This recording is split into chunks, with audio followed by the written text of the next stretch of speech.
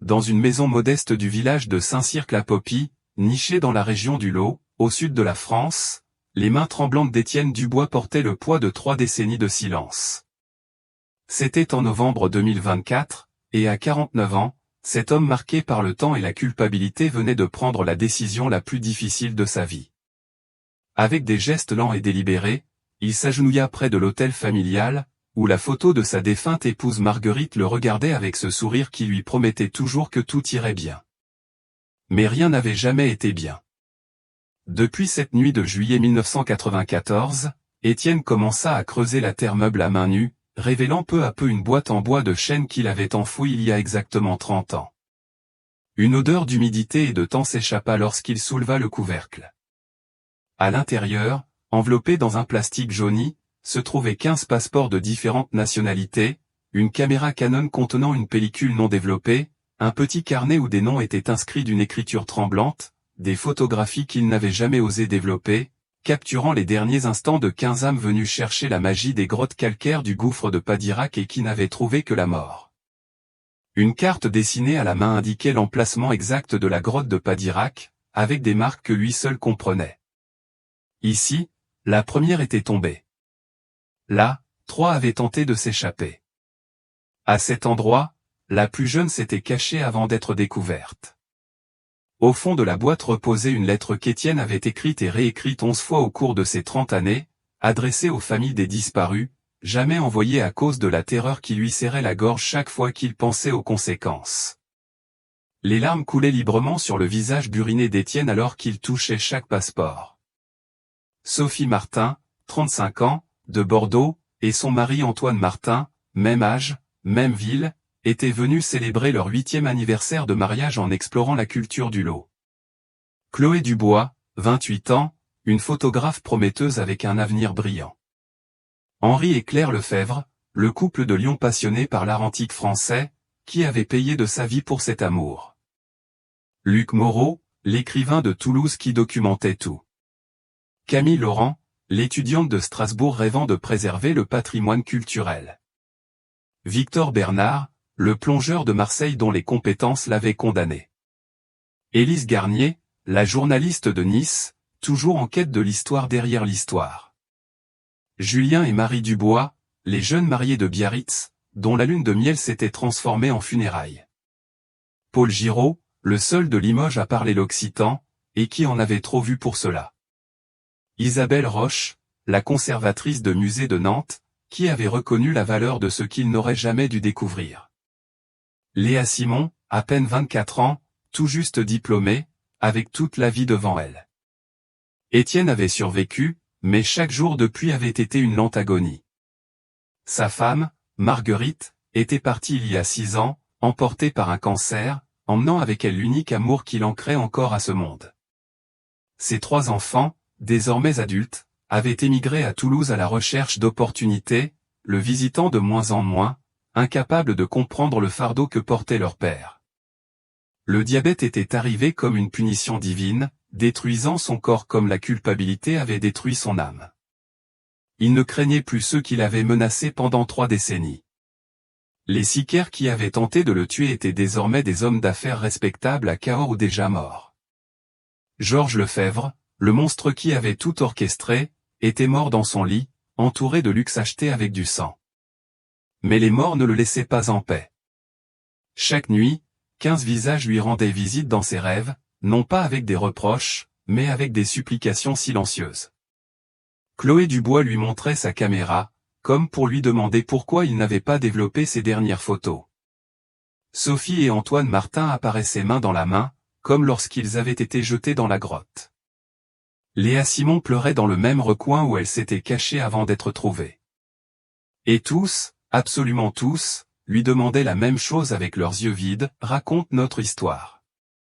C'est ainsi qu'Étienne contacta un journaliste d'investigation de Paris, prenant les précautions que 30 ans de peur lui avaient apprises, appel depuis des cabines téléphoniques à Rocamadour, rencontre dans les marchés bondés de Sarlat-la-Canéda, documents remis par des intermédiaires.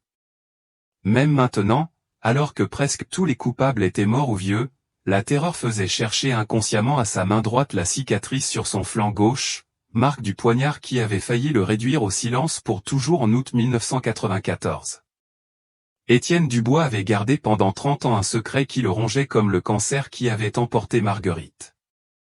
Un secret concernant 15 âmes venues chercher la beauté mystique des grottes calcaires sacrées du Lot. Elles avaient trouvé, à la place, une mort brutale aux mains de pilleurs profanant des tombes millénaires. Et maintenant, avec plus de peur de mourir dans le silence que des assassins rôdant encore dans la région de la Dordogne, il décida que le monde devait savoir que le paradis du Périgord avait été construit sur le sang d'innocents et le pillage des vestiges anciens. Si vous avez déjà visité les grottes du gouffre de Padirac, cette histoire vous glacera le sang. Un survivant témoigne enfin après 30 ans de terreur. Abonnez-vous et activez toutes les notifications, car ce qu'Étienne révèle changera votre regard sur le tourisme dans le sud de la France. Likez pour soutenir les témoins courageux. Commentez si vous avez ressenti quelque chose d'étrange lors de visites dans des lieux isolés. Le Périgord noir de 1994 était un monde totalement différent du complexe touristique que nous connaissons aujourd'hui. Sarlat-la-Canéda n'était encore qu'un bourg endormi où les amateurs de nature et les randonneurs dépassaient en nombre les touristes classiques. La rue principale n'était qu'un chemin pavé de galets bordé de quelques cafés et boutiques de pâté de foie gras. Rocamadour se limitait à une seule rue sinueuse où des chiens errants dormaient sous le soleil de midi, et les seuls hébergements étaient des chalets rustiques sans électricité.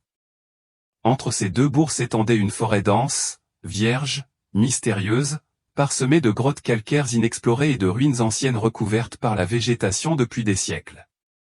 C'était un paradis pour les aventuriers en quête d'authenticité, mais aussi une tombe parfaite pour ceux qui disparaissaient dans ses profondeurs. Le boom touristique ne faisait que commencer. Des investisseurs visionnaires achetaient des terrains à des prix aujourd'hui dérisoires, payant aux paysans locaux des sommes misérables pour des hectares qui vaudraient des millions une décennie plus tard. Les grands hôtels n'étaient encore que des plans sur les bureaux d'architectes à Paris et Lyon, mais sous la surface de ce développement naissant, une autre industrie prospérait dans l'ombre, le pillage systématique et impitoyable des sites archéologiques du Périgord. Chaque nouvel hôtel construit mettait au jour des tombes anciennes. Chaque route ouverte révélait des stèles et des monuments. Et il existait un marché international avide, prêt à payer des fortunes pour ces pièces. Des collectionneurs privés à Paris, des musées discrets à Genève, des magnats européens avec des coffres remplis de trésors volés. L'art ancien du Périgord se négociait comme de l'or, et certains étaient prêts à tout pour s'en emparer. Les cartels de la drogue ne dominaient pas encore complètement la région comme ils le feraient plus tard. C'était l'âge d'or des pilleurs professionnels, des voleurs aux connexions internationales qui déplaçaient des pièces archéologiques avec la même efficacité que d'autres transportaient de la cocaïne. Ils avaient des archéologues corrompus pour identifier les sites, des équipes de fouilles travaillant la nuit, des réseaux de contrebande pour sortir les pièces du pays et, surtout, des méthodes efficaces pour réduire au silence tout témoin gênant. Dans ce contexte opérait Voyage Périgord Mystique, une agence qui, sur le papier, proposait des expériences exclusives pour des touristes fortunés intéressés par la véritable culture du Périgord. Leur brochure promettait un accès à des lieux que nul autre circuit ne visitait, des grottes calcaires vierges où personne n'avait nagé, des ruines encore cachées par la forêt, des groupes restreints, maximum 15 personnes, pour préserver l'authenticité de l'expérience. Des guides locaux parlant occitan et connaissant les légendes anciennes. Cela semblait le rêve de tout voyageur cultivé méprisant le tourisme de masse. La réalité était bien plus sinistre. Voyage Périgord Mystique était une façade parfaite pour accéder à des sites archéologiques inexplorés. Ils utilisaient les touristes comme couverture pour leurs expéditions de pillage. S'ils trouvaient quelque chose de précieux et que les touristes ne voyaient rien de compromettant, parfait. Mais si les visiteurs en voyaient trop, posaient trop de questions, prenaient des photos de ce qu'il ne fallait pas, eh bien, la forêt du Périgord noir était vaste, et les grottes très profondes. Les accidents arrivaient. Le groupe qui partit le 22 juillet 1994 était internationalement divers, chacun avec ses propres raisons de choisir cette aventure, aucun ne soupçonnant quelle serait leur dernière. Isabelle Roche, 34 ans, de Nantes, travaillait comme conservatrice au musée des Beaux-Arts de Nantes. Son œil exercé reconnaîtrait immédiatement toute pièce de musée, sa provenance, sa valeur, et si elle avait été signalée comme volée. Et puis, il y avait Étienne Dubois, le guide local, à peine âgé de 19 ans. Issu d'une famille traditionnelle du Périgord qui vivait dans la région depuis des générations, son grand-père lui avait enseigné l'emplacement de grottes calcaires que nulle carte ne mentionnait, des cavernes où leurs ancêtres pratiquaient des cérémonies, des lieux sacrés qui devaient rester cachés. Étienne parlait couramment français, un anglais fonctionnel et, bien sûr, l'occitan, la langue régionale. Pour Voyage Périgord mystique, il était l'employé parfait, il connaissait les lieux secrets, mais était assez jeune et naïf pour ne pas comprendre le véritable dessein des excursions. Le patron d'Étienne, celui que tous appelaient Monsieur Georges, était en réalité Georges Lefebvre, un homme de 55 ans originaire de Toulouse, à la façade respectable et aux connexions s'étendant jusqu'aux plus hautes sphères du gouvernement régional. Officiellement, c'était un entrepreneur touristique visionnaire, l'un des pionniers qui contribuait à développer le Périgord noir. Officieusement, il était l'un des plus grands trafiquants d'art ancien du sud de la France. Il utilisait son agence de tourisme comme méthode d'exploration, envoyant des groupes de touristes dans des lieux reculés. Si ses guides rapportaient des découvertes intéressantes, il dépêchait des équipes de pillards par la suite. Et si les touristes voyaient quelque chose qu'ils n'auraient pas dû, eh bien, Georges avait des moyens pour garantir leur silence permanent. 15 personnes de différents pays, chacune avec ses rêves et ses familles, unies par l'amour de l'aventure et de la culture ancienne du Périgord. Ils ignoraient qu'ils avaient acheté des billets pour leur propre exécution. Si cette histoire vous touche, partagez-la maintenant. Likez si vous pensez que les victimes méritent justice. Commentez de quel pays vous venez et si vous connaissez quelqu'un qui a disparu lors d'un voyage organisé. Le 22 juillet 1994 se leva sous la chaleur humide typique de l'été dans le Lot. À 6 heures du matin, 2 Peugeot 504 climatisés attendaient devant les bureaux de voyage Périgord mystique à Sarlat-la-Canéda. Les 15 touristes arrivèrent ponctuellement, excités, avec leurs sacs à dos remplis d'eau, de répulsifs à insectes et d'appareils photo. Certains se connaissaient déjà des jours précédents passés dans une auberge locale, d'autres se présentaient pour la première fois. L'énergie était palpable, cette électricité qui précède une aventure promettant d'être inoubliable. Et elle le serait, mais pas comme il l'avait imaginé. Étienne se souvient de chaque détail de cette matinée avec la clarté cruelle que procure le traumatisme. Il était nerveux, car c'était son plus grand groupe à ce jour. Georges avait insisté pour qu'il conduise l'un des véhicules, bien qu'il ne soit habituellement qu'assistant. Dans sa camionnette se trouvaient les 5 Français et les 4 autres Européens. L'autre véhicule était conduit par Jacques Bisset, un guide vétéran de 35 ans qui travaillait pour Georges depuis 5 ans. Jacques savait exactement quel type d'opération son patron dirigeait. Il avait participé à des expéditions de pillage. Il connaissait le prix du silence. Ce matin-là, Jacques était inhabituellement silencieux, buvant café sur café, fumant cigarette sur cigarette. Georges fit une apparition pour saluer personnellement le groupe, ce qu'il faisait rarement. Vêtu de sa chemise en lin blanc impeccable et de ses lunettes noires qu'il ne retirait jamais, il serra la main de chaque touriste, affichant ce sourire chaleureux mais faux qu'il avait perfectionné au fil des ans. Mais lorsqu'il arriva à Jacques, il lui murmura quelque chose à l'oreille qui fit visiblement blêmir le guide expérimenté. Étienne, qui était à proximité, n'entendit que 2 mots, procédure truffe. Il ne savait pas ce que cela signifiait, mais la manière dont Jacques déglutit lui indiqua que ce n'était pas bon signe. Le plan officiel était de visiter 3 grottes calcaires vierges sur 2 jours, de camper une nuit dans la forêt et d'admirer le lever du soleil depuis un site archéologique non excavé. Les touristes étaient fascinés par la promesse d'une expérience authentique, loin des foules. Sophie Martin avait apporté sa caméra vidéo Sony i8, la dernière technologie en 1994, et filmait tout de manière obsessionnelle. Chloé Dubois avait déjà utilisé 2 pellicules avant de quitter Sarlat-la-Canéda. Guillaume Dupont remplissait son premier carnet avec des observations sur l'architecture médiévale française mêlée aux constructions rurales modernes. À 8h30, ils arrivèrent à la première grotte de la journée, que les locaux appelaient grotte de la Source, bien qu'elle n'apparaisse sur aucune carte touristique. Pour y accéder, ils durent marcher 40 minutes sur un sentier à peine visible parmi la végétation.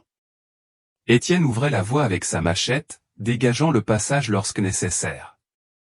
Les touristes étaient enchantés par l'authenticité de l'expérience. Henri Lefebvre commenta que c'était exactement ce qu'ils étaient venus chercher, pas les grottes commercialisées remplies de touristes en sandales. La grotte de la source était spectaculaire, un ovale parfait d'eau cristalline entouré de parois calcaires couvertes de fougères et de lianes. La lumière du soleil filtrait par l'ouverture supérieure, créant un effet presque mystique. Les touristes enfilèrent leur matériel de snorkeling avec l'enthousiasme d'enfants. Victor Bernard, avec son équipement de plongée professionnel, fut le premier à s'immerger complètement, explorant les cavernes sous-marines avec l'aisance de ses années d'expérience. Ce fut Victor qui fit la première découverte problématique. À environ 15 mètres de profondeur, dans une cavité latérale, il trouva plusieurs fragments de céramique ancienne. Il les remonta à la surface avec l'enthousiasme d'un archéologue amateur. Camille Laurent les examina avec un œil expert, confirmant qu'ils étaient authentiques, probablement du néolithique tardif. L'excitation du groupe était palpable. Julien Dubois suggéra qu'il fallait tout documenter et le signaler au Centre national de préhistoire. Isabelle Roche prenait déjà des notes sur les caractéristiques des pièces. La réaction de Jacques fut immédiate et violente. Il arracha les céramiques des mains de Victor et les rejeta dans l'eau.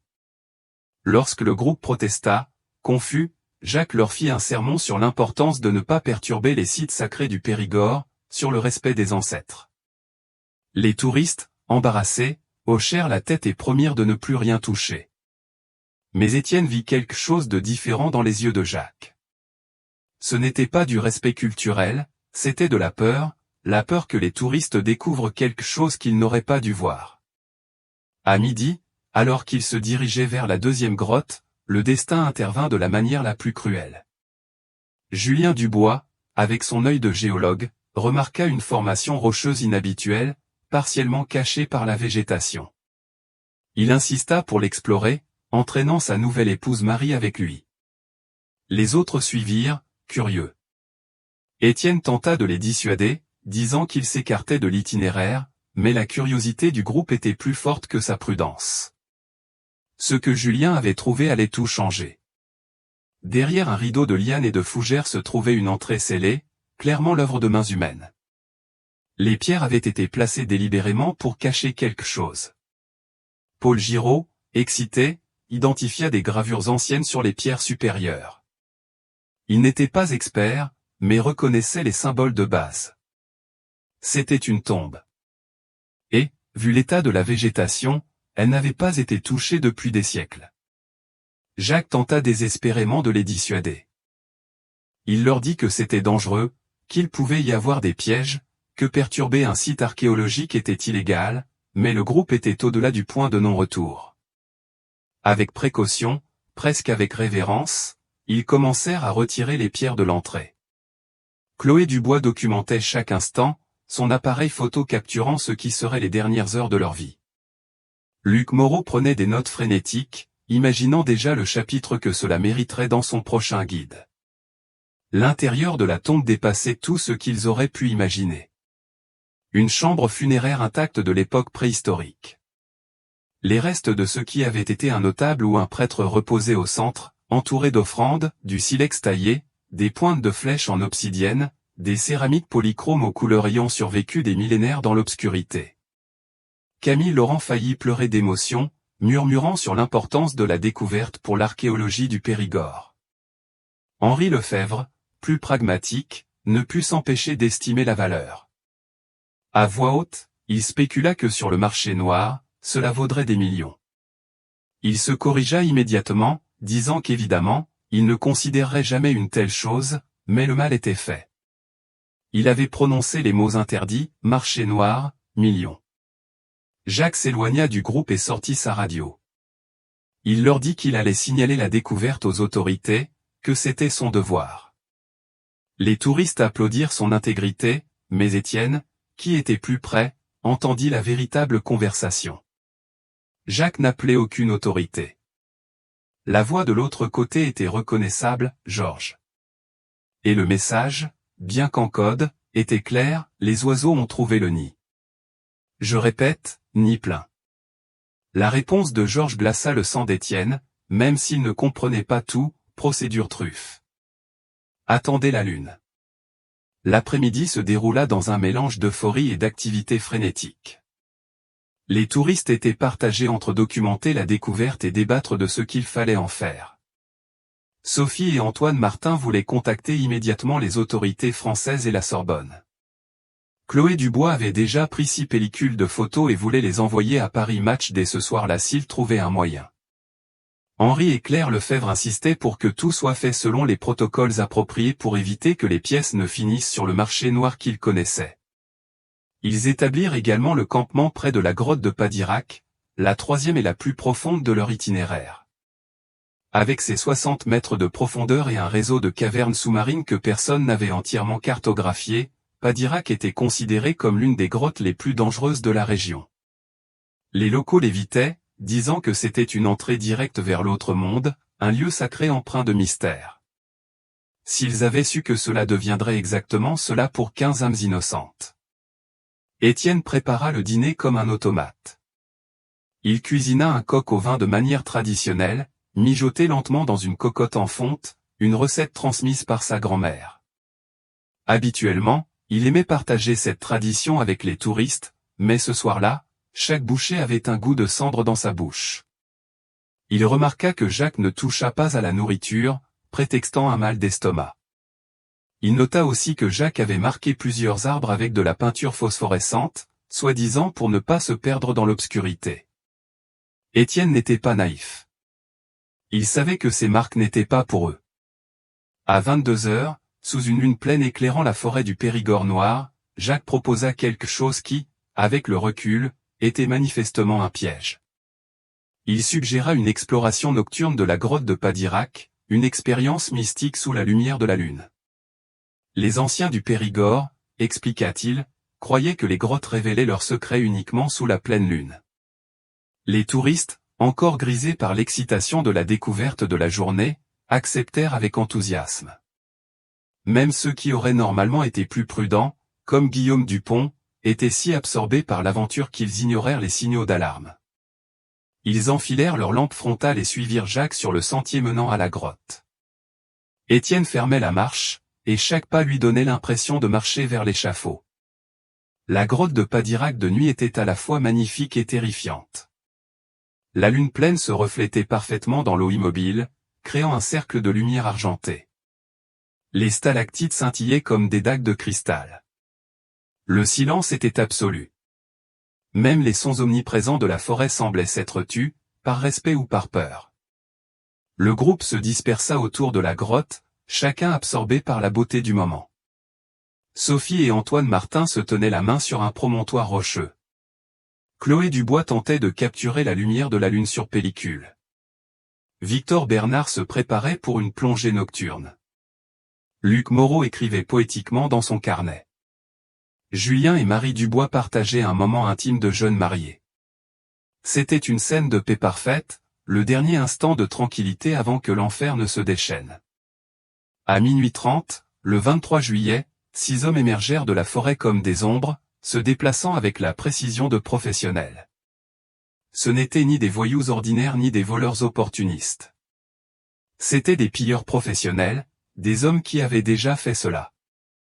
Vêtus de noir avec des cagoules, armés de fusils d'assaut et de machettes, ils portaient du matériel de rappel et des lampes puissantes.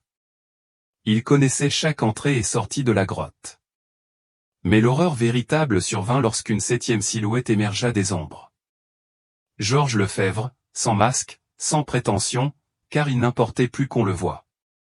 Il se tenait au bord de la grotte, sa silhouette se découpant contre la lune, et parla avec un calme plus terrifiant que n'importe quel cri. Il expliqua la situation avec la simplicité brutale d'un homme d'affaires concluant une transaction. Ils en avaient trop vu. La tombe qu'ils avaient découverte valait des millions d'euros sur le marché international. Ils ne pouvaient pas risquer qu'ils parlent, qu'ils publient, qu'ils alertent les autorités. Henri Lefebvre, toujours négociateur, proposa immédiatement d'acheter leur silence. Il avait de l'argent, des contacts, il pouvait rendre cela avantageux pour tous. Chloé Dubois promit de détruire toutes ces photos, de remettre les pellicules. Paul Giraud tenta de parler en occitan aux hommes locaux du groupe, leur rappelant le respect de la vie enseignée par leurs ancêtres. Camille Laurent jura sur sa mère qu'elle ne dirait jamais un mot. Luc Moreau proposa d'écrire ce que Georges voulait dans ses guides, de détourner les touristes de la région. Georges écouta toutes leurs supplications avec un sourire triste, presque paternel. Quand ils eurent fini de supplier, il dit simplement « Je suis vraiment désolé, sincèrement, mais dans ce business, les morts du Périgord valent plus que les touristes vivants, et les morts ne parlent pas », puis il donna le signal. Camille Laurent fut la première. Elle tenta de fuir vers la forêt, mais n'atteignit pas 5 mètres. Un tir précis à la nuque. Son corps tomba en avant, glissa sur la pente rocheuse et plongea dans la grotte avec un bruit d'éclaboussure qui résonna comme un coup de tonnerre dans le silence. Son cri, coupé net, flotta dans l'air comme un écho fantomatique. La panique éclata instantanément.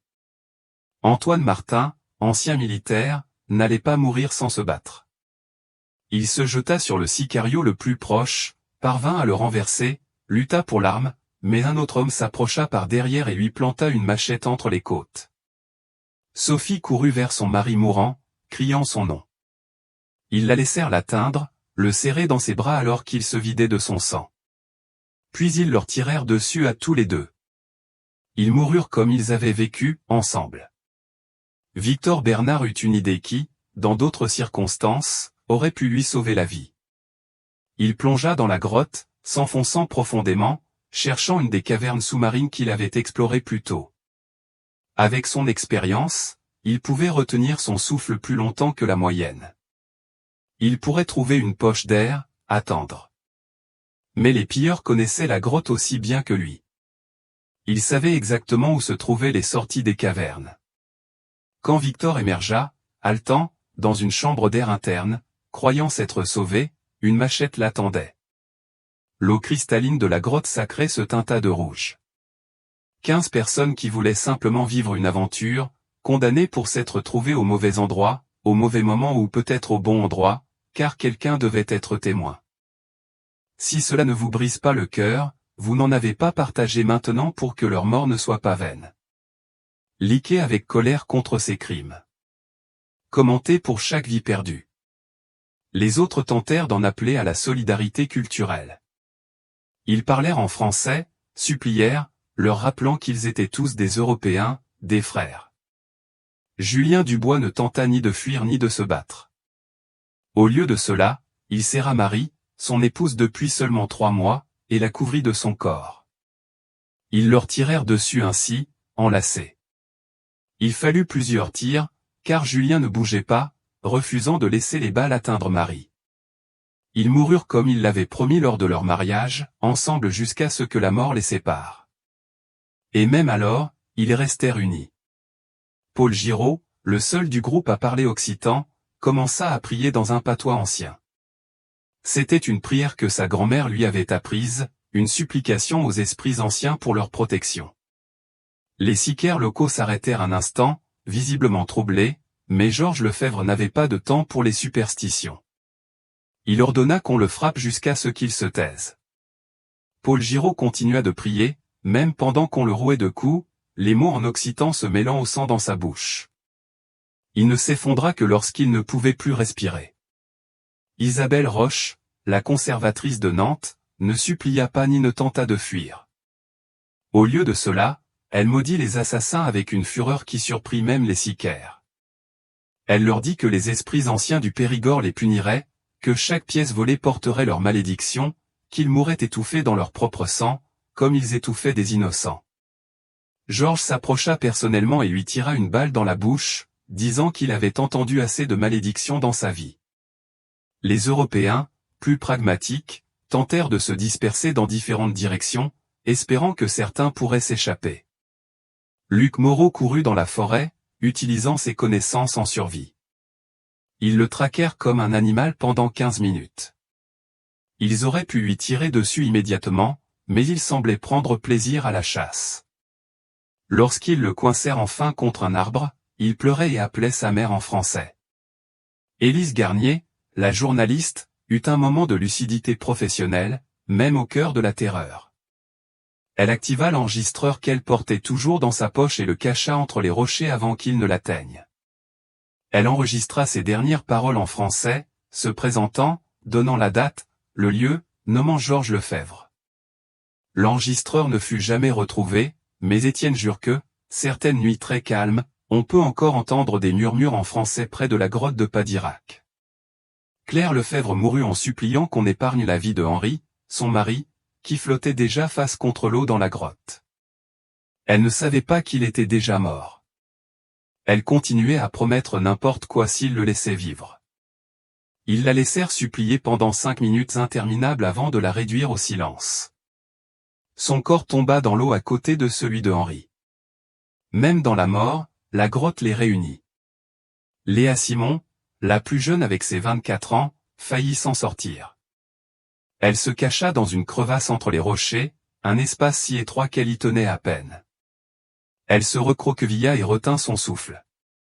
Cela aurait pu fonctionner. Les sicaires étaient déjà occupés avec les autres, mais la terreur fut trop forte. Elle se mit à pleurer, des sanglots silencieux qui secouaient son corps. L'un des sicaires entendit ce son presque imperceptible. Georges lui-même la sortit de sa cachette, la traînant par les cheveux tandis qu'elle criait et se débattait. Il la regarda dans les yeux, cette jeune fille qui aurait pu être sa fille, et pendant un instant, il sembla hésiter. Puis il dit, avec une tristesse sincère dans la voix, qu'elle lui rappelait sa Lucie au même âge, et il lui tira une balle dans le front. Le cynisme de tuer quelqu'un qui vous rappelle votre propre fille fut la touche finale d'horreur dans une nuit déjà impossible à concevoir. 45 minutes. C'est le temps qu'il fallut pour assassiner 15 personnes, 45 minutes pour détruire 15 vies, 15 futurs, 15 histoires. La grotte de Padirac, sacrée pour les anciens du Périgord comme une entrée vers l'autre monde, était devenue littéralement cela. 15 âmes envoyées dans un au-delà, non par volonté divine, mais par la cupidité humaine. Les sicaires, professionnels jusqu'au bout, commencèrent le travail de dissimulation des preuves. Avec des cordes et des pierres, ils lestèrent les corps pour qu'ils coulent au fond. Étienne fut forcé d'aider, sous la menace d'être le 16e s'il refusait. Les mains tremblantes et les larmes coulant sur son visage, il attacha des pierres aux chevilles de personnes avec qui il avait partagé un repas quelques heures plus tôt. Le travail dura toute la nuit. Il fallait s'assurer que les corps ne remontent pas, que les courants souterrains ne les entraînent pas vers des cavernes accessibles. Certains restèrent coincés sur des corniches à différentes profondeurs, formant une colonne de mort de la surface jusqu'au fond. Georges supervisait tout avec la méticulosité d'un directeur de pompe funèbre, veillant à ce que chaque détail soit parfait. Alors que le soleil commençait à se lever sur la forêt du Périgord noir, teintant le ciel d'un rouge sanglant, le travail était terminé. 15 touristes gisaient au fond de la grotte de Padirac, à 60 mètres de profondeur pour la plupart, bien que certains soient restés sur des corniches intermédiaires. Georges réunit son équipe et leur donna les dernières instructions. L'histoire officielle serait simple, le groupe s'était perdu dans la forêt. Ils étaient probablement tombés dans une grotte non cartographiée en cherchant de l'eau. Jacques et Étienne avaient cherché toute la nuit sans succès, mais il y avait un problème que Georges n'avait pas entièrement anticipé. Chloé Dubois, en professionnelle qu'elle était, avait envoyé certaines photographies par modem satellite à Paris Match l'après-midi précédent. Ce n'étaient pas les photos de la tombe, celle-ci était encore dans son appareil, désormais immergée. Mais elle avait envoyé des photos du groupe et des grottes visitées, avec des coordonnées GPS approximatives. Il y aurait des questions, des enquêtes, une pression internationale. Georges maudit la technologie moderne. Autrefois, on pouvait faire disparaître un groupe de hippies sans que personne ne pose trop de questions. Mais maintenant, avec les communications par satellite, les familles attendant des appels quotidiens, les employeurs traquant leurs employés, c'était plus compliqué. Il ordonna d'activer le plan B, une campagne de désinformation et de corruption massive impliquant les autorités locales, régionales, et même nationales. Le 23 juillet à midi, Étienne et Jacques rentrèrent à Sarlat-la-Canéda avec une histoire répétée jusqu'au moindre détail. Les camionnettes auraient soi-disant eu une panne au milieu de la forêt. Le groupe, impatient et confiant en ses compétences de survie, aurait décidé de marcher pour chercher de l'aide au lieu d'attendre. Ils s'étaient séparés des guides et perdus dans la végétation dense. Étienne et Jacques avaient cherché toute la nuit sans succès, criant leur nom jusqu'à en perdre la voix, utilisant des fusées éclairantes, tout cela en vain dans l'immensité de la forêt. C'était une histoire crédible. La forêt du Périgord noir en 1994 était vaste, sauvage, dangereuse. Chaque année, des randonneurs disparaissaient en s'aventurant hors des sentiers balisés. Il y avait des sangliers, des falaises abruptes, des grottes calcaires cachées par la végétation où quelqu'un pouvait tomber sans jamais être retrouvé. Les touristes, surtout étrangers, surestimaient souvent leurs compétences de survie et sous-estimaient les dangers de la forêt du Périgord. Ils arrivèrent au bureau de voyage Périgord Mystique, où Georges avait déjà orchestré tout un théâtre. Il avait alerté les autorités dès le matin, signalant que le groupe n'était pas rentré comme prévu. Il y avait des larmes de crocodile dans les yeux de Georges Lefebvre tandis qu'il parlait au commandant de police de Cahors, la préfecture incluant Sarlat-la-Canéda. Bien sûr, le commandant Raoul Évrard savait exactement ce qui s'était passé. La mallette contenant 20 000 € reçus ce matin la garantissait sa coopération totale. La secrétaire de l'agence, Madame Marthe, une femme âgée travaillant là depuis des années, remarqua que quelque chose ne collait pas.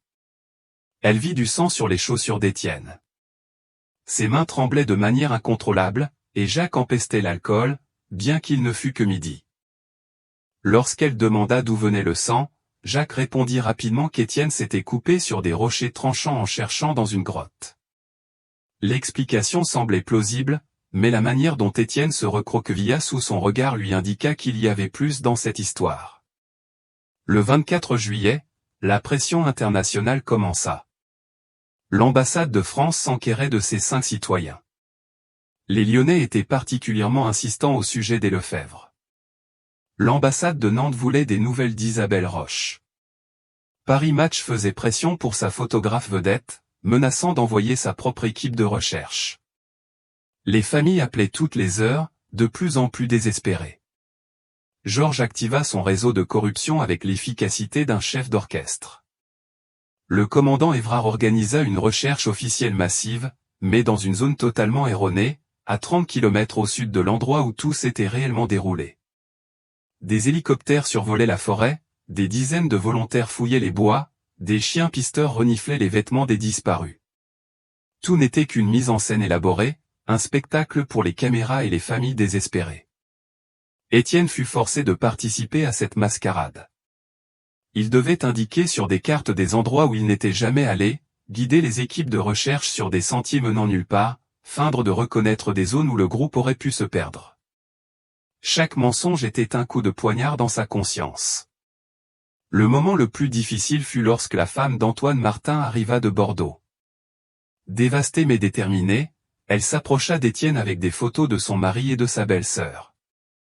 Elle le supplia, les larmes ruisselant sur son visage, de se souvenir du moindre détail, de n'importe quoi qui pourrait aider à les retrouver. Étienne dut la regarder dans les yeux et mentir, lui dire que son mari semblait être un homme capable, qui avait probablement trouvé refuge quelque part. L'effort de maintenir ce mensonge fut trop. Étienne courut aux toilettes et vomit jusqu'à ce qu'il ne reste plus que de la bile. Les autres dirent que c'était à cause du stress et de la chaleur. Lui seul savait que c'était la culpabilité. Les médias avalèrent l'histoire sans broncher. Les gros titres parlaient de 15 touristes perdus dans la forêt du Périgord noir, une tragédie servant d'avertissement sur les dangers de s'aventurer dans des zones sauvages sans préparation adéquate. Georges, maître de la manipulation, filtra des informations qui blâmaient subtilement les victimes.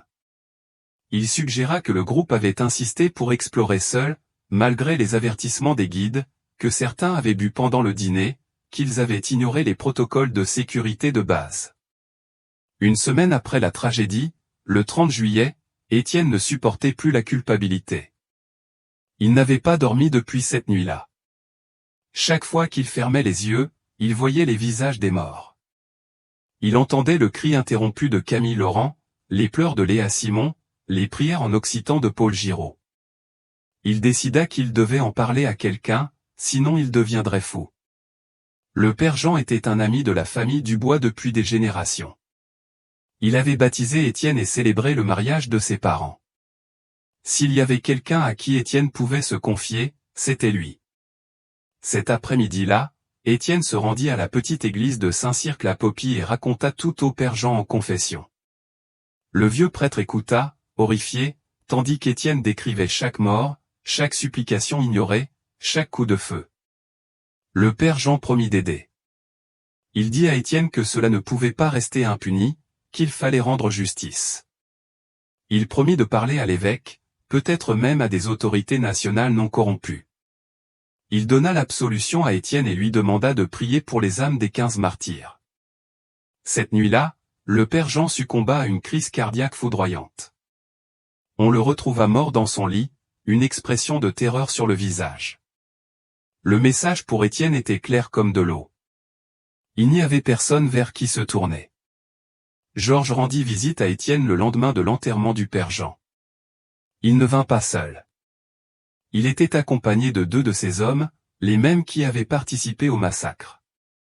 Il s'assit dans le modeste salon de la maison d'Étienne comme s'il en était le maître. Il posa une enveloppe sur la table branlante. À l'intérieur, des photos, la mère d'Étienne sortant du marché, ses 2 jeunes sœurs marchant vers l'école, sa fiancée Marguerite à son travail de couturière. Georges n'eut pas besoin d'en dire beaucoup, les implications étaient évidentes. Puis il sortit une autre enveloppe, celle-ci remplie de billets, des euros représentant plus d'argent qu'Étienne n'enverrait en 5 ans de travail honnête. Il la posa à côté des photos. « Pour ton silence et ta loyauté, » dit Georges avec cette voix paternelle qu'il utilisait pour les pires menaces. « Ou pour les funérailles de ta famille. À toi de choisir, mon garçon. » En août, l'autre témoin gênant fut éliminé. Jacques Bisset buvait sans contrôle depuis la nuit du massacre. L'alcool le rendait bavard, murmurant des noms, des dates, des détails. Une nuit, dans un bistrot de Sarlat-la-Canéda, ivre jusqu'à l'inconscience, il se mit à pleurer et à demander pardon au « étranger mort ». Quelqu'un l'entendit et le rapporta à Georges. Le lendemain matin, on retrouva le corps de Jacques dans la grotte de Cristal, l'une des grottes les plus touristiques de la région. L'histoire officielle fut un suicide, la culpabilité de ne pas avoir sauvé les touristes l'aurait poussé à mettre fin à ses jours. On organisa même un enterrement avec honneur, le présentant comme un héros mort de chagrin pour n'avoir pas pu sauver ses clients. Étienne assista à l'enterrement, vit le cercueil fermé et comprit qu'il était désormais le seul témoin vivant, à part les assassins. Georges décida qu'Étienne avait aussi besoin d'un rappel plus permanent des conséquences de parler. Le 15 août, alors qu'Étienne rentrait chez lui après avoir acheté du pain, une camionnette tenta de l'écraser. Étienne sauta sur le côté juste à temps, mais un homme l'attendait. La machette s'enfonça profondément dans son flanc gauche, des côtes à la hanche. Alors qu'Étienne se vidait de son sang sur le sol, l'homme se pencha et murmura, « La prochaine fois, on ne ratera pas tiens ta langue, ou ta famille paiera. » Ce qui sauva Étienne fut son oncle, Sébastien Dubois, un homme respecté dans toute la région. Les guérisseurs du Périgord sont les gardiens des savoirs anciens, des intermédiaires entre le monde des vivants et celui des esprits. Sébastien avait un pouvoir réel dans les communautés locales, un pouvoir que même Georges respectait ou plutôt, craignait. Sébastien Dubois alla voir Georges Lefebvre et négocia la vie de son neveu. Il jura sur les anciens esprits du Périgord qu'Étienne garderait le silence pour toujours. Mais il avertit également que si quelque chose arrivait à Étienne, il s'assurerait personnellement que la malédiction des grottes s'abatte sur Georges et toute sa descendance. Les grottes ont une mémoire, lui dit-il, et ceux noyés dans leurs eaux sacrées ne reposent pas tant que justice n'est pas rendue. Georges, qui se considérait comme un homme moderne et rationnel, aurait normalement ri de telles superstitions. Mais il y avait quelque chose dans les yeux du vieux guérisseur, quelque chose dans la manière dont les lumières vacillèrent lorsqu'il prononça son avertissement, qui le fit hésiter. De plus, Étienne était déjà brisé, terrifié, sous contrôle. Le laisser vivre comme exemple pour d'autres qui envisageraient de parler avait son utilité. Georges accepta le marché. Étienne vivrait, mais il serait surveillé en permanence. En septembre, après 1 mois et demi de recherche théâtrale, les autorités françaises déclarèrent officiellement les 15 touristes morts par accident, sans corps à récupérer, sans preuve d'acte criminel. Le dossier fut clos. Les familles étaient dévastées, mais sans option. Certaines engagèrent des détectives privés, mais ceux-ci suivaient des pistes fabriquées ou, s'ils s'approchaient trop de la vérité, disparaissaient ou décidaient subitement que l'affaire était sans issue. 30 ans à vivre avec 15 fantômes. Menacé, surveillé, rongé par la culpabilité d'avoir survécu. Étienne paya un prix exorbitant pour avoir été témoin du massacre. Combien d'autres vivent avec des secrets similaires dans le paradis touristique du Périgord? Partagez pour donner une voix aux silencieux. Likez pour soutenir les témoins courageux. Commentez si vous connaissez quelqu'un qui vit dans une peur similaire. Les premières années après la tragédie furent un enfer personnel pour Étienne. Il épousa Marguerite en 1995, sa fiancée d'adolescence qu'il avait attendue fidèlement. Il ne lui raconta rien de cette nuit-là, mais Marguerite n'était pas naïve. Elle savait que quelque chose de terrible s'était produit en juillet 1994, quelque chose qui avait fondamentalement changé l'homme qu'elle aimait. Étienne parlait dans son sommeil, criait des noms étrangers, Sophie, Antoine, Victor, Léa. Parfois, il se réveillait en pleurant, murmurant, pardon, en occitan, français et anglais. Marguerite faisait de son mieux. Elle lui préparait du thé à la camomille pour calmer ses nerfs, le serrait dans ses bras quand des tremblements nocturnes le secouaient, changeait les draps trempés de sueur froide. Elle pensait qu'il s'agissait de cauchemars liés à la forêt, peut-être une rencontre proche avec la mort qu'il ne parvenait pas à surmonter. Elle n'imaginait pas que son mari portait le poids de 15 assassinats qu'il n'avait pas pu empêcher. Ils eurent 3 enfants, Étienne Junior en 1996, Marie-Rose en 1998, et le petit Sébastien en 2000. Étienne jura que ses enfants grandiraient loin du monde du tourisme, loin des grottes qu'il considérait comme maudites. Il trouva un emploi dans le bâtiment, une ironie cruelle du destin. Le Périgord noir était en plein essor touristique, et Étienne se retrouva à construire les immenses complexes hôteliers qui engloutissaient la forêt et, souvent, des sites archéologiques. Chaque fois que les pelleteuses mettaient au jour des céramiques anciennes ou des ossements clairement humains, les ingénieurs passaient un coup de fil. Parfois, des archéologues du Centre national de préhistoire arrivaient, mais le plus souvent, c'étaient les hommes de Georges, devenu l'un des promoteurs immobiliers les plus importants de la région. Étienne voyait le cycle se répéter, pillage, destruction, silence. Et il se taisait. Il touchait son maigre salaire et buvait pour tenter d'oublier. L'alcool devint son seul refuge. Bière après le travail, Calvados le week-end, tout ce qui pouvait engourdir les souvenirs. Marguerite le supporta pendant des années, mais l'alcool rendait Étienne plus bavard dans son sommeil. Une nuit, complètement ivre, il raconta des bribes à Marguerite. Il parla des 15, de la grotte, de Georges. Marguerite écouta, horrifiée. Mais quand Étienne se réveilla le lendemain matin et qu'elle tenta de lui poser des questions, il nia tout. Il dit que ce n'était qu'un cauchemar, rien de plus. Les anniversaires étaient les pires jours. Chaque 23 juillet, Étienne tombait mystérieusement malade. Il ne pouvait pas se lever, vomissait sans raison, tremblait comme s'il avait de la fièvre. Marguerite apprit à marquer cette date sur le calendrier et à s'y préparer. Avec le temps, elle remarqua aussi que certaines nouvelles l'affectaient de manière disproportionnée. Quand des articles parlaient de touristes disparus, de grottes, ou de découvertes archéologiques, Étienne pâlissait et s'enfermait dans sa chambre. Les familles des disparus ne renoncèrent pas facilement. Pendant les 5 premières années, certaines revenaient chaque anniversaire. La femme d'Henri Lefebvre vint de Lyon 5 fois, de plus en plus maigre, de plus en plus hagarde, s'accrochant à l'espoir impossible que son mari soit encore en vie quelque part. Elle engageait des guides locaux, organisait des recherches, placardait des affiches avec les photos des disparus. Étienne l'observait de loin lorsqu'elle visitait les grottes touristiques, demandant si quelqu'un avait vu quelque chose d'étrange en juillet 1994. Une fois, elle s'approcha de lui au marché.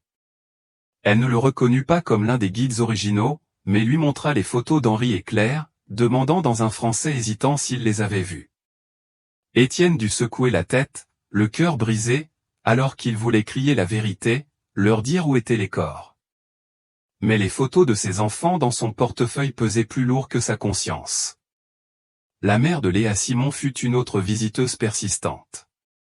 Elle vint chaque année jusqu'en 2003, lorsqu'elle mourut d'une crise cardiaque. Elle avait dépensé tout son héritage à chercher sa fille, engageant des détectives privés, soudoyant des officiels, implorant quiconque voulait l'écouter. Étienne la vit une fois pleurer dans l'église du village, tenant une photo de Léa, suppliant la Vierge Marie de lui rendre sa fille. Il était à 3 bancs de distance, sachant exactement où se trouvait Léa, incapable de lui offrir la paix de la vérité. Le frère de Luc Moreau fut plus méthodique. Il engagea un détective privé français qui semblait réellement compétent. Le détective commença à poser les bonnes questions, à suivre les véritables pistes. Il interrogea même d'anciens employés de voyage Périgord mystique. Il fut dangereusement proche de la vérité. Puis, soudainement, il abandonna l'affaire. Il dit au frère de Luc qu'il n'y avait rien à trouver, qu'il valait mieux accepter que son frère s'était perdu dans la forêt. Étienne apprit plus tard que le détective avait reçu une visite nocturne qui l'avait convaincu de l'importance de préserver sa santé. Entre 2001 et 2010, le Périgord noir connut une transformation totale. Sarlat-la-Canéda passa d'un bourg tranquille à une ville touristique animée, pleine de résidences secondaires et de boutiques de luxe. Bergerac s'étendit vers le sud, les Aisies vers le nord, et entre les deux s'étira une bande continue de développement touristique. Georges prospéra comme jamais, blanchissant l'argent du pillage archéologique dans des projets immobiliers parfaitement légaux. Étienne voyait dans les journaux les photos de Georges Lefebvre, désormais Georges Lefebvre, respectable entrepreneur et philanthrope. Il y avait des images de lui faisant des dons pour des écoles, recevant des décorations du préfet, coupant des rubans lors de l'inauguration de nouveaux centres culturels. Chaque sourire sur ces photos était une gifle pour Étienne. Cet homme qui avait ordonné la mort de 15 innocents était célébré comme un bienfaiteur du Périgord noir. Les autres assassins prospérèrent également de manière grotesque. Le commandant Raoul Évrard devint député régional, puis national. Il discourait au Parlement sur la sécurité et la justice avec la même bouche qui avait ordonné l'étouffement d'une tuerie. Les frères Cano, qui avaient été les principaux sicaires, possédaient désormais une chaîne de bistrots spécialisés dans les fruits de mer. Ils servaient des huîtres et du vin blanc là où ils avaient autrefois servi la mort. En 2008, Étienne faillit parler à nouveau. Un journaliste américain, Jean Patterson, enquêtait sur une série de disparitions anciennes dans le Périgord noir pour un livre. D'une manière ou d'une autre, il avait obtenu le nom d'Étienne comme ancien employé de voyage Périgord mystique dans les années 90. Il le contacta discrètement, promettant la protection des sources et laissant entendre qu'il en savait plus qu'il ne le disait. Étienne lui donna rendez-vous dans un bistrot à la périphérie de Sarlat-la-Canéda. Il arriva déterminé à tout raconter, mais pendant qu'il attendait, il reçut un appel. C'était Marguerite, en pleurs, hystérique. Étienne Junior, son fils aîné de 12 ans, avait eu un accident. Des types à moto l'avaient battu jusqu'à l'inconscience. Il était à l'hôpital, dans un état grave mais stable. Étienne comprit le message, se leva et partit sans attendre le journaliste. Son fils se rétablit miraculeusement vite, mais avec une cicatrice au front qui servirait de rappel permanent. Les années de maladie commencèrent en 2011. Marguerite développa un cancer de l'utérus, probablement dû au stress de vivre avec un homme brisé de l'intérieur. Les traitements étaient coûteux, l'assurance maladie ne couvrait pas tout, et Étienne gagnait peu dans le bâtiment. Dans son désespoir, il fit l'impensable, il alla demander un prêt à Georges. Le vieux monstre, alors âgé de 72 ans et souffrant de diabète, le reçut dans sa villa avec vue sur la Dordogne. Son bureau était décoré d'objets préhistoriques, des pièces qu'Étienne reconnut avec horreur. Certaines provenaient probablement de la tombe découverte par les 15 touristes. Georges lui prêta l'argent sans hésiter, mais pas sans contrepartie. Il rappela à Étienne le prix du silence. Il lui montra des photos récentes de ses enfants, désormais adolescents. « Tes enfants sont beaux, dit-il avec cette voix paternelle venimeuse. Ce serait tragique qu'ils se retrouvent orphelins de père et de mère. Marguerite lutta contre le cancer pendant 7 ans. Étienne la soigna avec une dévotion qui tentait de compenser tous ces silences. Durant ces derniers mois, alors que la morphine la maintenait dans un état entre veille et sommeil, elle lui parla avec une clarté surprenante. Elle lui dit qu'elle savait qu'il portait un fardeau terrible, qu'elle avait vécu toutes ces années en sachant que son mari gardait un secret qui le tuait lentement.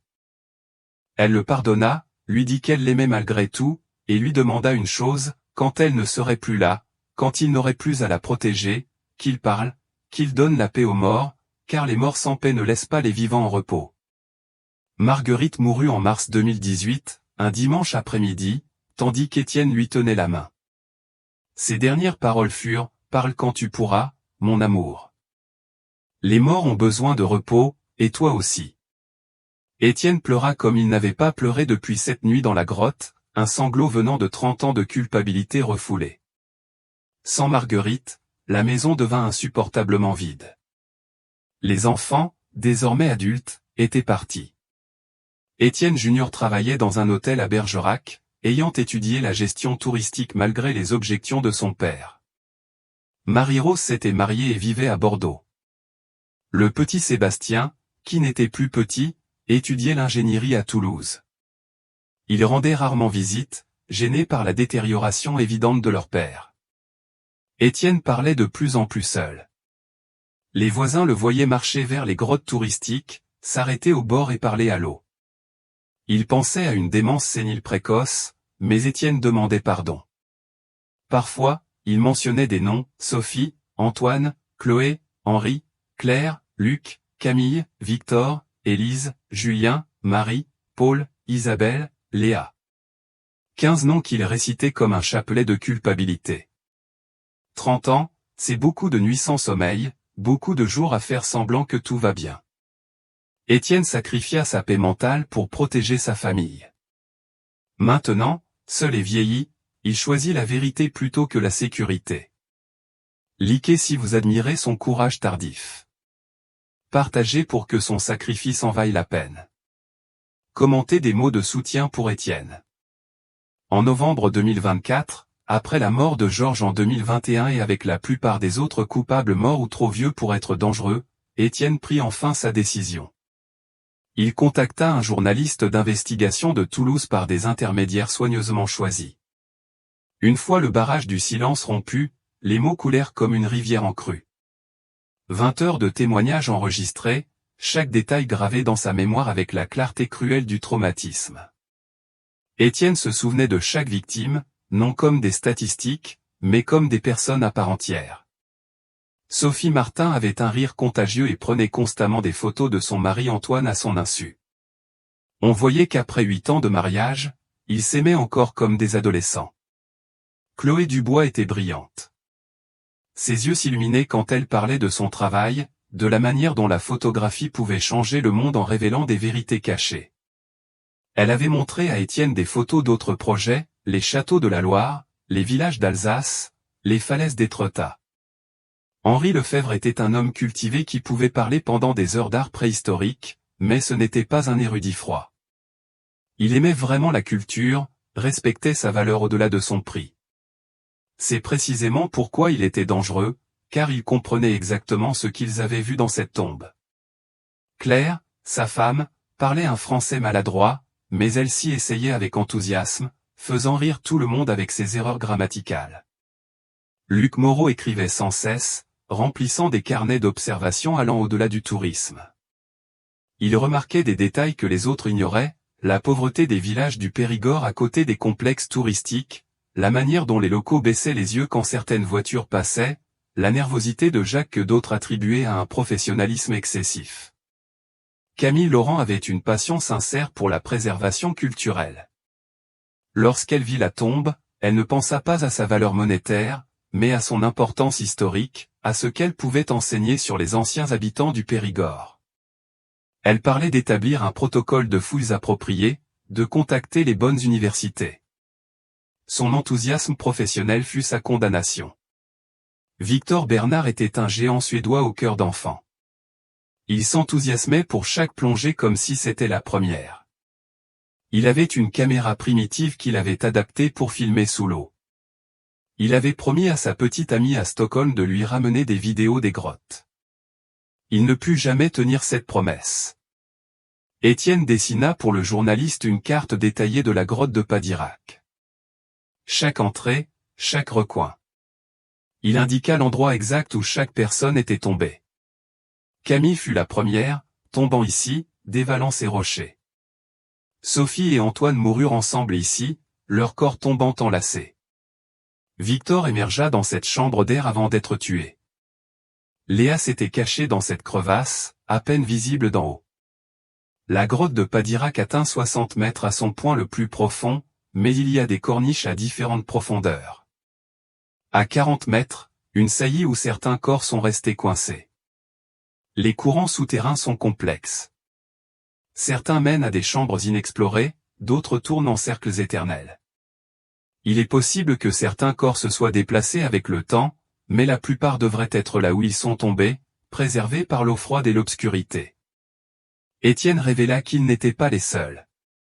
À travers des conversations entendues à demi, des ivresses des sicaires, des commentaires imprudents de Georges Lefebvre, il avait recueilli des informations sur d'autres disparitions. Il estimait qu'entre 1990 et 1995, au moins 40 à 50 personnes avaient disparu dans des excursions similaires. Les 15 étaient le groupe le plus nombreux, mais il y avait eu des couples, des individus, des petits groupes. Chaque fois qu'un site archéologique précieux était découvert, quelqu'un en payait le prix. Il décrivit le réseau de tunnels que les pilleurs avaient créé ou agrandi. Certains étaient des grottes naturelles connectées, d'autres des passages préhistoriques élargis à la dynamite. C'était tout un monde souterrain où il déplaçait les pièces volées, les stockait avant de les sortir du pays. Il donna des coordonnées approximatives des entrées dont il se souvenait, tout en avertissant que beaucoup avaient pu être scellés ou modifiés.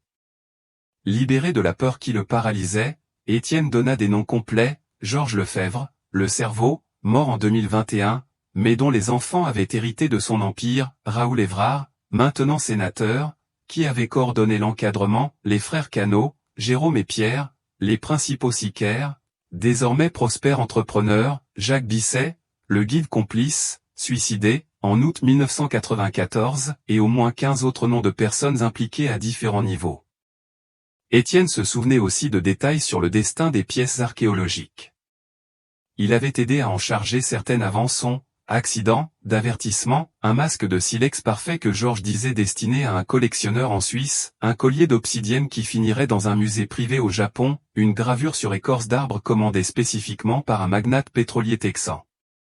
Des objets préhistoriques, millénaires, sacrés, souillés par le sang d'innocents, ornant désormais les demeures de millionnaires. Le journaliste lui demanda des preuves matérielles.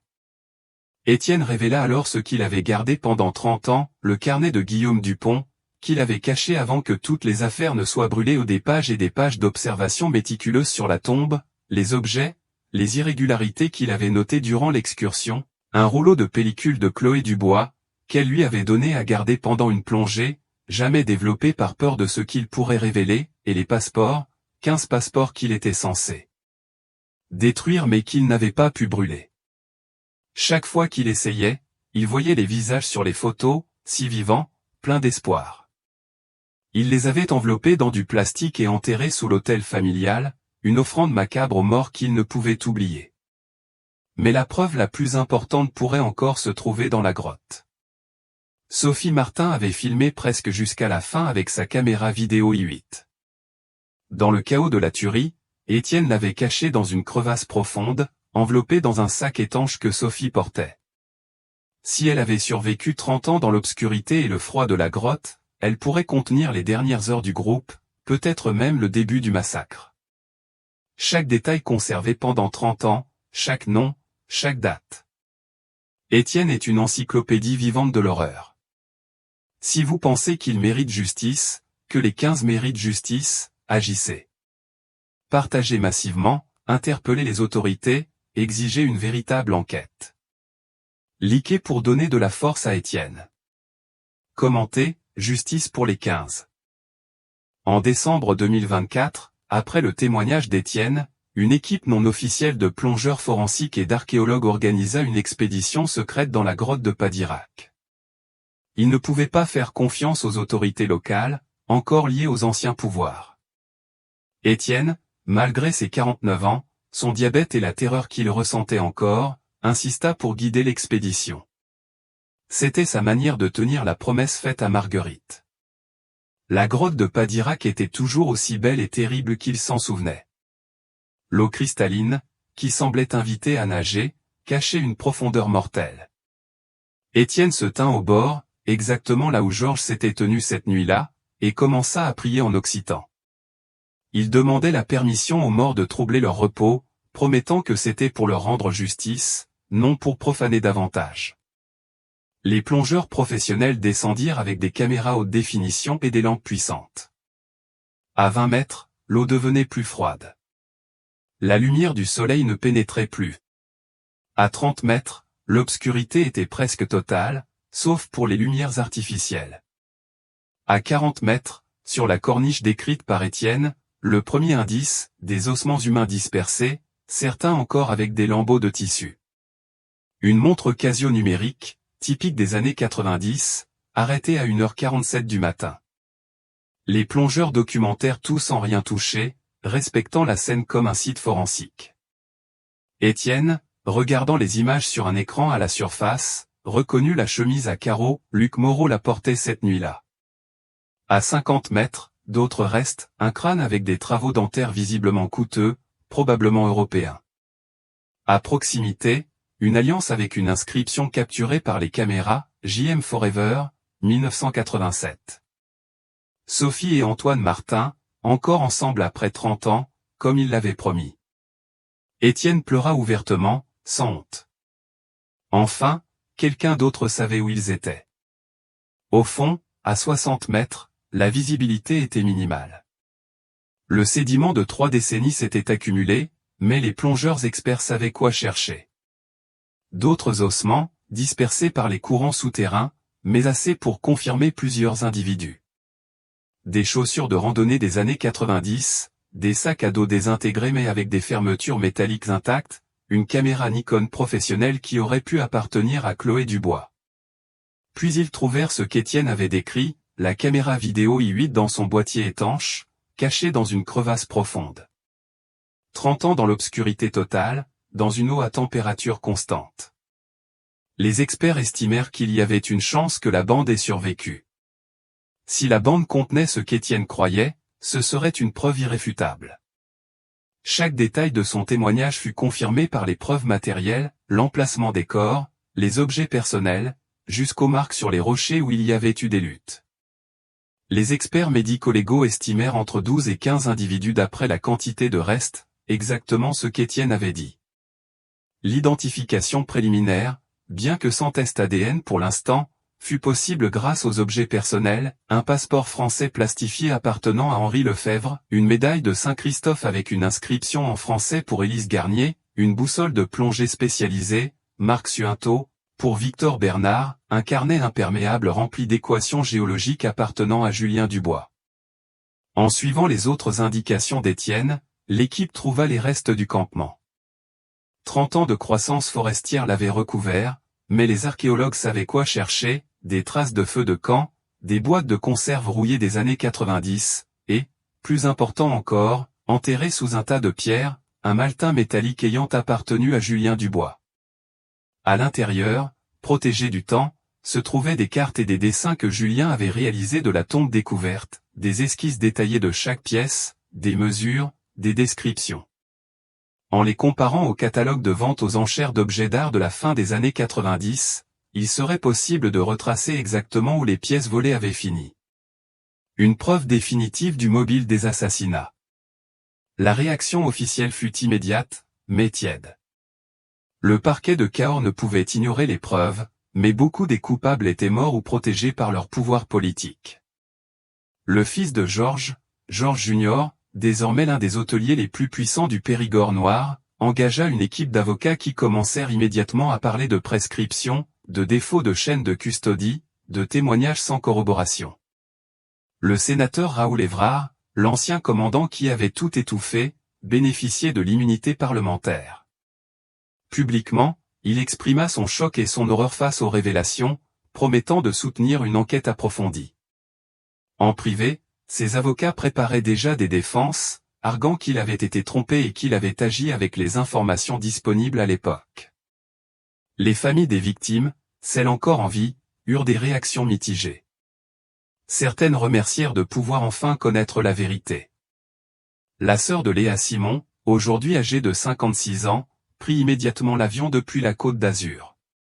Elle pleura en apprenant que sa sœur était morte pour avoir été témoin involontaire d'un crime, mais au moins, elle pouvait maintenant l'enterrer dignement. Le fils des Martin, qui avait 5 ans lorsque ses parents disparurent, aujourd'hui âgé de 35 ans, exprima un mélange de soulagement et de colère, soulagement de savoir enfin, colère parce que les responsables avaient vécu 3 décennies en liberté et prospérité pendant qu'ils grandissaient orphelins. D'autres familles maudirent Étienne pour avoir attendu si longtemps. Pourquoi n'avait-il pas parlé plus tôt? Pourquoi avait-il laissé leurs proches souffrir 30 ans d'incertitude? Elle ne pouvait comprendre le poids de la terreur qu'il avait vécue, les menaces contre sa famille, le prix qu'il avait payé en santé mentale et physique pour son silence forcé. Les preuves sont là, à 60 mètres sous l'eau, attendant justice après 30 ans. Étienne a tout risqué pour guider les autorités jusqu'au lieu. Sera-ce suffisant, ou le pouvoir continuera-t-il de protéger les assassins? Partagez pour faire pression, pour soutenir l'enquête. Commentez si vous croyez qu'il y aura une véritable justice. En janvier 2025, alors que j'écris ceci, Étienne Dubois vit sous une protection informelle, non pas du gouvernement, qui se méfie de lui, mais de journalistes et d'activistes qui comprennent la valeur de son témoignage. À 49 ans, diabétique, seul, mais pour la première fois en 3 décennies en paix avec lui-même. Il a tenu la promesse faite à Marguerite sur son lit de mort, il a parlé quand il le pouvait. Les morts de la grotte de Padirac ont enfin une voix. L'enquête officielle fait face à des obstacles monumentaux. Beaucoup de ceux directement responsables sont morts. Georges Lefebvre est mort dans son lit en 2021, entouré de luxe acheté avec du sang. Jacques Bisset fut réduit au silence en 1994. Plusieurs des sicaires sont morts dans les années suivantes, certains dans des règlements de compte, d'autres de vieillesse. Ceux qui survivent ont maintenant pouvoir, argent, influence, avocats. Les arguments juridiques sont complexes. La prescription des crimes est un obstacle majeur après 30 ans. Les avocats de la défense soutiennent que le témoignage d'Étienne, sans autre témoin vivant pour le corroborer, n'est pas suffisant. Les preuves matérielles, bien que convaincantes, ont été récupérées sans chaîne de custodie officielle. La vidéo de Sophie Martin, si elle contient quelque chose, est encore en analyse médico-légale. Les familles sont divisées dans leurs réponses. Certaines remercient infiniment Étienne pour leur avoir enfin offert une forme de clôture. Elles peuvent enterrer leur mort, même symboliquement, et cesser de se demander ce qui s'est passé. D'autres le maudissent pour son silence de 3 décennies, incapables de pardonner que leurs proches reposent dans une grotte pendant qu'ils vivaient, se mariaient, avaient des enfants. L'impact dans le Périgord noir a été significatif mais temporaire. Pendant quelques semaines, les touristes ont annulé leur visite des grottes. Les opérateurs touristiques ont juré que tout était désormais différent, sûr, réglementé. Mais l'argent parle plus fort que la peur, et bientôt, les circuits se sont remplis à nouveau. La machine du tourisme ne peut s'arrêter pour des fantômes vieux de 30 ans.